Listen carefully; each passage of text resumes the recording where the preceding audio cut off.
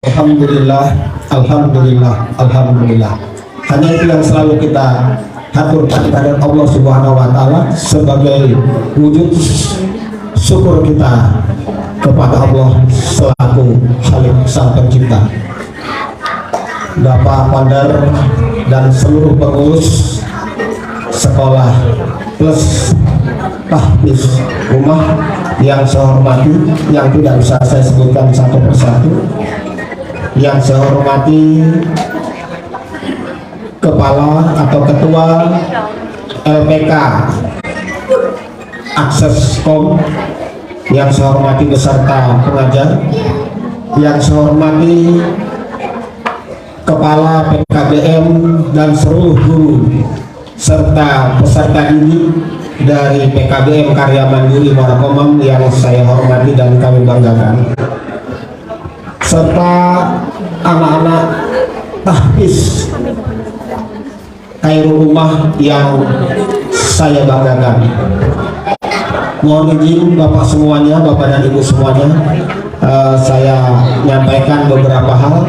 Yang pertama, terima kasih yang tak terhingga saya diundang sehingga tahu di sini ada rumah tahfiz Khairul Ummah. Sebelumnya nggak tahu Pak, sering aja lewat tapi nggak pernah lewat ke dalam. Tadi sesat sampai 200 meter karena nggak tahu. Alhamdulillah Khairul Ummah bisa bekerja sama dengan PKBM Karya Mandiri. Saya sampaikan sedikit tentang PKBM. Jadi peserta didik, kalau dulu disebut siswa, kalau sekarang disebut dengan peserta didik. Jadi peserta didik kita itu ada yang formal, ada yang non formal. Nah, PKBM ini adalah yang non formal. Nah, yang non formal ini juga ada milik pemerintah, ada yang milik swasta. Nah, kebetulan PKBM Karya Mandiri ini adalah dipegang oleh swasta atau mandiri oleh sekelompok orang. Sekarang statusnya adalah untuk peserta didik di PKBM itu adalah setara. Jadi Bapak Ibu yang orang tua dari siswa tahfiz tadi tidak usah khawatir kalau menyekolahkan anaknya ke PKBM karena statusnya adalah setara. Setara itu adalah mirip, cuma pola belajar yang berbeda. Haknya sama. Jadi yang formal punya hak sama, yang non formal juga punya hak sama. Contoh, siswa SD, MI atau sederajatnya bisa masuk ke MTS, bisa masuk ke SMP jika usianya masih usia sekolah. Maka PKBM paket A juga punya hak yang sama. Jika usianya masih usia sekolah, maka dia berhak masuk ke MTS, bisa masuk ke SMP, kemanapun SMP itu, karena punya hak yang sama dengan catatan usianya masih usia sekolah. Kalau seseorang sudah usia 23 tahun masuk paket A bisa lulus, tapi untuk masuk ke SMP-nya dan MTS ditolak. Kenapa? Karena sudah lewat usia SMP dan MTS. Jadi bukan tidak diterima, ditolak, tapi karena usianya sudah usia lewat. Cocoknya masuk ke mana? Masuk ke paket B. Nah, demikian juga siswa yang paket B, jika dia lulus dari paket B, usia masih usia sekolah, dia berhak masuk ke MA, dia berhak masuk ke SMA, dia juga berhak masuk ke SMK. Punya hak yang sama seperti siswa SMP dan MTS. Sementara siswa paket C itu juga berhak masuk ke perguruan tinggi negeri melalui tes SBMPTN kalau usianya masih usia untuk cocok masuk ke perguruan tinggi negeri. Tapi kalau ke swasta bebas. Satu-satunya siswa paket C yang bisa masuk perguruan tinggi negeri hanya ada satu. Mungkin rekan-rekan Bapak dan Ibu di sini pasti tahu, yaitu di Universitas Terbuka. Universitas Terbuka. Jadi itu yang satu-satunya negeri, tapi bebas, siapapun bisa masuk. Nenek-nenek juga boleh kuliah jika punya ijazah SLTA. Itu satu-satunya negeri yang bisa dimasuki oleh usia sudah lewat. Usia misalnya 25, 30, 50, 60 itu boleh masuk universitas negeri, cuma ada satu, yaitu universitas terbuka. Kita kembali ke PKBM. Jadi PKBM ini Bapak dan Ibu, pola pendidikannya berbeda dengan yang formal. Kalau yang formal masuk setiap hari, tapi yang non formal diatur jadwalnya sesuai dengan keadaan. Sekarang pemerintah itu sudah memberikan keluasan kepada warga negara Indonesia untuk bersekolah. Ada yang punya sekolah alam, itu lebih bebas lagi, tapi harus terdaftar di Kementerian Pendidikan. Izinnya sampai nasional, itu baru dapat. Kalau sampai di dinas pendidikan aja belum dapat. Kalau di PKBM cukup di Kabupaten Pasir. Tapi alhamdulillah Hairul Ummah sudah bekerjasama dengan PKBM Karya Mandiri. Nah, insya Allah tidak lama lagi untuk PKBM ini akan diadakan ujian. Insya Allah pada hari Selasa kami akan memimpin rapat bersama dengan PKBM. Akan kami sampaikan jadwal ujian dan akan kami sampaikan juga siapa peserta yang berhak mengikuti ujian.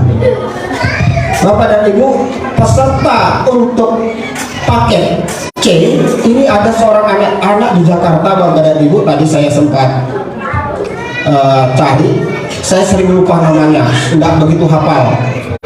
Jadi latar belakang pendidikan sangat mempengaruhi. Jadi alhamdulillah anak-anak tahfiz kita ini luar biasa hafal. Saya mohon maaf tidak bisa menghafal, nah itu penyakitnya. Tapi kalau membaca insya Allah bisa, tapi menghafal nggak bisa. Tapi kalah dengan keponakan. Mohon maaf Pak Dokter, mohon maaf semua ustazah. Saya juga punya keponakan hafiz Quran. Hafizah, bukan hafiz tapi hafizah, yang sekarang juga sedang menjadi ustazah di Tanjung. Ya, hafiz Quran sampai ke pertama hatam di hafiz di Kalimantan Selatan, yang berikutnya lanjut ke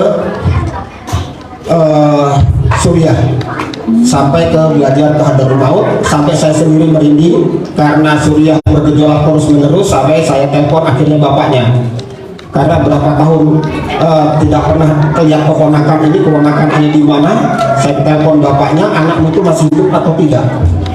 Kata bapaknya, nggak usah khawatir, di sana aman, nggak ada yang ganggu, peluru nggak nyampe katanya Pak. Padahal dia sudah habis di Indonesia. Hari itu tes nasional di Jakarta, alhamdulillah lulus dan dikirim ke Suriah di Hadarul Maut, dan alhamdulillah sudah kembali ke Kalimantan Selatan di Tanjung. Bapak dan Ibu yang saya hormati, saya sangat berterima kasih atas dukungan Pak Dokter dengan seluruh ketua yayasan, kepala sekolah, dan seluruh ustadz dan ustazah yang sudah berkenan mendirikan rumah tahfiz ini, sehingga anak-anak kita di Kabupaten Pasir selain yang di Grogol juga bisa mengikuti yang di Longigis.